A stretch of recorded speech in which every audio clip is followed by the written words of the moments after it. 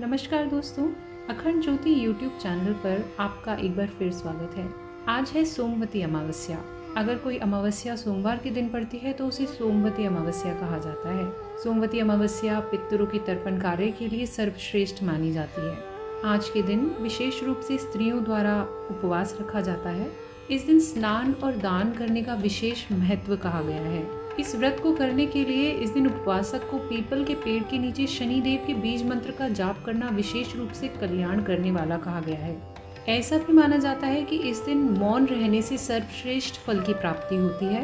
देवऋषि व्यास के अनुसार इस तिथि में मौन रहकर स्नान ध्यान करने से 1000 गोदान के समान पुण्य फल की प्राप्ति होती है। इसके अतिरिक्त इस दिन पीपल की 108 परिक्रमा कर पीपल के पेड़ और श्री विष्णु का पूजन करने का भी नियम है। व्रत करने के बाद और पीपल की प्रदक्षिणा करने के बाद अपनी सामर्थ्य अनुसार दान दक्षिणा देना शुभ होता है।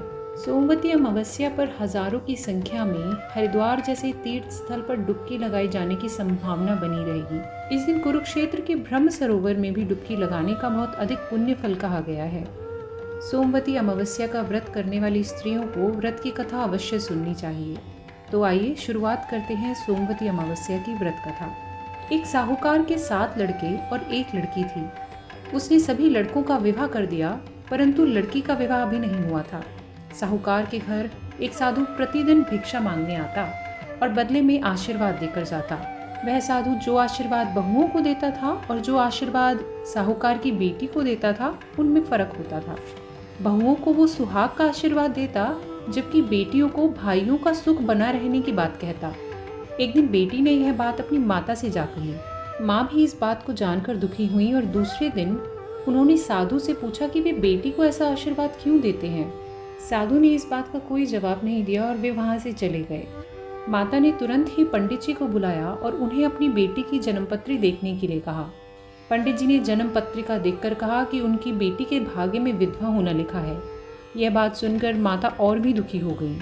पंडित जी से उपाय जानने के बाद यह निश्चित हुआ कि 7 समुद्र पार एक धोबन के पास जाकर उसकी मांग का सिंदूर मांगकर अपनी मांग में लगाने से और सोमवती अमावस्या का व्रत करने से यह अशुभ योग भंग हो जाएगा। यह सुनकर माता ने अपने पुत्रों से उसकी बेटी के साथ जाने का आग्रह किया। सिर्फ छोटे पुत्र को छोड़कर बाकी सभी पुत्रों ने जाने से मना कर दिया। अब दोनों भाई बहन धोबिन की कहानी सुनने के लिए चल दिए। चलते चलते दोनों एक समुद्र के किनारे जा पहुंचे और समुद्र पार कैसे किया जाए इसका विचार करने लगे। विचार करने के लिए दोनों जिस पेड़ के नीचे बैठे थे, उस पेड़ पर एक गिद्ध और गिद्धनी रहती थी। जब भी गिद्धनी किसी बच्चे को जन्म देती, एक सांप आकर उनके बच्चों को खा जाता। उस दिन भी यही हुआ। गिद्ध गिद्धनी दोनों बाहर गए हुए थे कि एक सांप आया और गिद्धनी के बच्चे चिल्लाने लगे। साहूकार की बेटी समझ गई।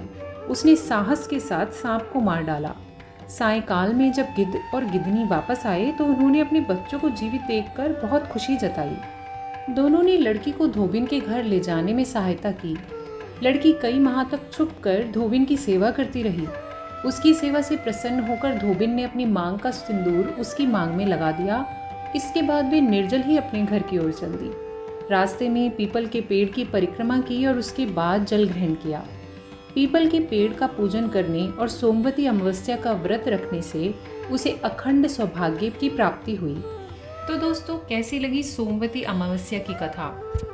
अगर आपको यह कथा सुनना अच्छा लगा तो लाइक बटन ज़रूर दबा दें और अखंड ज्योति यूट्यूब चैनल को सब्सक्राइब करना बिल्कुल न भूलें। धन्यवाद।